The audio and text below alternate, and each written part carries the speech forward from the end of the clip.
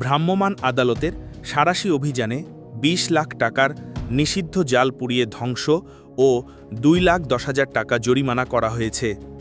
গতকাল ৭ জুলাই সোমবার দুপুরে পাবনার ফরিদপুর উপজেলার ডেমরা খেলার মাঠে প্রায় ১০০ বস্তা নিষিদ্ধ চায়না দোয়ার জাল ও বিপুল পরিমাণ জাল তৈরির সরঞ্জাম পুড়িয়ে ধ্বংস করে ভ্রাম্যমাণ আদালত। আদালত পরিচালনা করেন সহকারী কমিশনার ভূমি মোহাম্মদ সানাউল মোর্শেদ। এ সময় উপস্থিত ছিলেন উপজেলা মৎস্য কর্মকর্তা সুজিত কুমার মুন্সি, ফরিদপুর থানার সহকারী উপপরিদর্শক মোহাম্মদ শাহানুর রহমান, উপজেলা ভূমি অফিসের নাজির ও পেশকার মোহাম্মদ জমির উদ্দিন, পৌরসভার সার্ভেয়ার মোহাম্মদ মেহেদি হাসান ও ডেমরা ইউনিয়ন ভূমি উপসহকারী কর্মকর্তা শম্পা সাহা। অভিযানের শুরুতেই দুপুরে উপজেলার ডেমরা পূর্বপাড়া গ্রামে স্থানীয় মিজানুর রহমানের বাড়িতে নিষিদ্ধ চায়না দোয়ার জাল ও জাল তৈরির উপকরণ জব্দ করা হয়। পরে একই গ্রামের সেলিম প্রামাণিক, বাবু প্রামাণিক ও মেরাজ প্রামাণিকের বাড়ির সহ বেশ কয়েকটি বাড়ি থেকে বিপুল পরিমাণ চায়না দোয়ার জাল ও জাল তৈরির উপকরণ জব্দ করা হয়। এরপর ডেমরা বাজারের একটি কারখানা থেকে চায়না দোয়ার জাল তৈরির সুতা, পাইপ, রড ও বিপুল পরিমাণ সরঞ্জাম জব্দ করা হয়।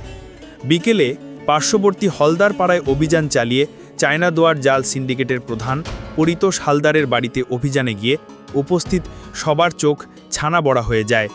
সেখানে বিশালাকার কারখানায় চায়না দোয়ার তৈরির মেশিনারিজ ও উপকরণ রয়েছে।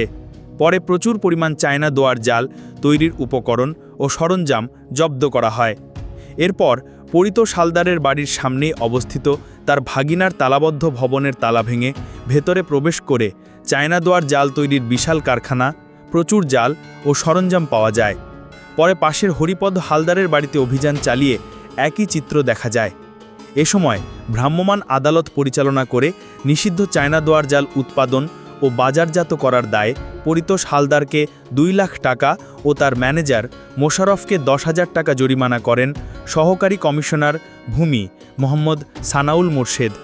পরে কয়েকটি ট্রাক ভর্তি করে শতাধিক বস্তা নিষিদ্ধ চায়না দোয়ার জাল ও সরঞ্জাম স্থানীয় খেলার মাঠে নিয়ে আগুন লাগিয়ে ধ্বংস করা হয়। এ সকল জিনিসের আনুমানিক বাজার মূল্য ২০ লাখ টাকা। এ সময় এলাকাবাসী প্রশাসনের এই উদ্যোগকে স্বাগত জানান এবং চায়না দোয়ার জালের বিরুদ্ধে ধারাবাহিক অভিযান পরিচালনা করার দাবি জানান। মাসুম হোসেন অন্তুর পাঠানো তথ্যচিত্রের ডেস্ক রিপোর্ট।